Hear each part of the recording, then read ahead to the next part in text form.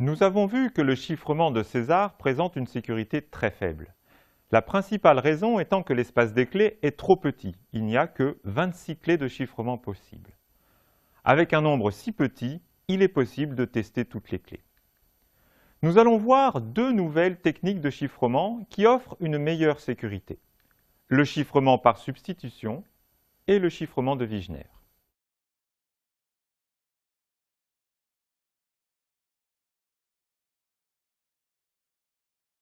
Commençons par le chiffrement par substitution. Au lieu de décaler les lettres de l'alphabet, comme dans le chiffrement de César, on associe maintenant à chaque lettre une autre lettre sans ordre fixe ou règle générale. De cette façon, par exemple. Pour crypter le message « être ou ne pas être, telle est la question », on regarde la correspondance et on remplace. La lettre E est remplacée par la lettre X, la lettre T par la lettre G, la lettre R par la lettre K, et ainsi de suite. Le message crypté est alors XGKX, DR, SX, etc.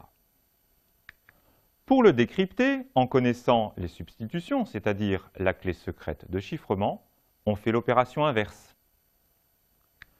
Nous allons voir que le principal avantage est ici que l'espace des clés est gigantesque.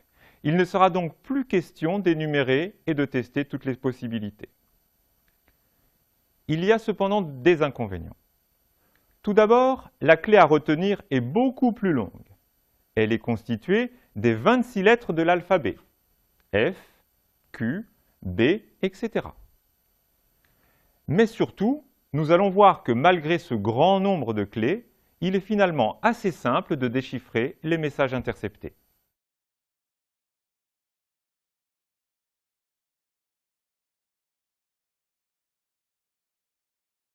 Mathématiquement, choisir une clé de chiffrement revient à choisir une bijection de l'ensemble A, B jusqu'à Z sur lui-même.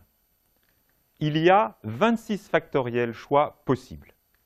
En effet, pour la lettre A de l'ensemble de départ, il y a 26 choix possibles dans l'ensemble d'arrivée. Nous avions choisi F. Pour B, il reste 25 choix possibles, c'est-à-dire toutes les lettres sauf F qui est déjà choisi. Pour C, il reste 24 choix, etc. Enfin, pour Z, il ne reste plus qu'une seule possibilité, la seule lettre qui n'a pas encore été choisie. Au final, il y a 26 fois 25 fois 24, etc. fois 1, c'est-à-dire 26 factoriels choix de clés.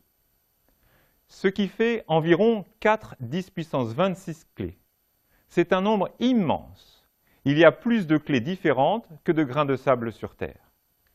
Si un ordinateur pouvait tester 1 million de clés par seconde, c'est-à-dire déchiffrer un message et tester son éventuelle signification, il lui faudrait alors plus de 12 millions d'années pour les essayer toutes.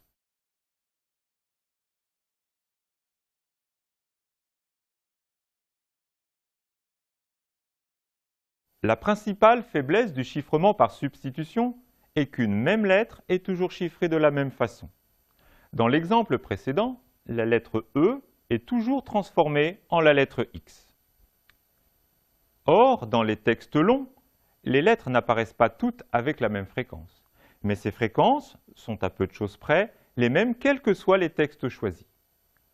En français, les lettres les plus rencontrées sont dans l'ordre E, S, A, I, etc. Voici quelques fréquences.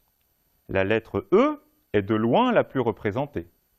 Mais ici, les lettres N et T possèdent des fréquences très proches.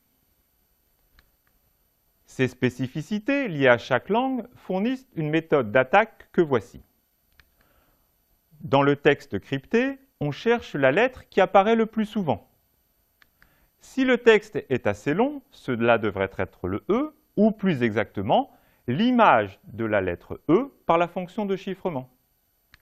La lettre qui apparaît ensuite dans l'étude des fréquences devrait être l'image de la lettre S, puis de la lettre A. On obtient ainsi, par approche successive, le message initial sous la forme d'un texte à trous, dans lequel il faut deviner les lettres manquantes.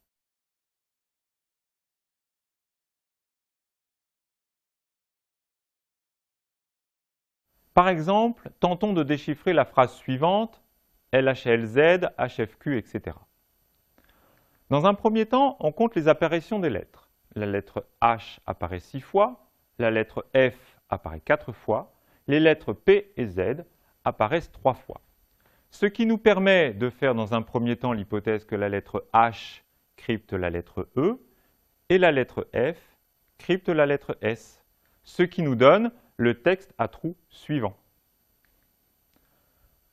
D'après les statistiques, P et Z devraient se décrypter en A et I ou I et A. Ce n'est pas très clair. Le quatrième mot, HFFPZ, pour l'instant décrypté en ESS étoile étoile, se compléterait alors en essai ou essia, la première solution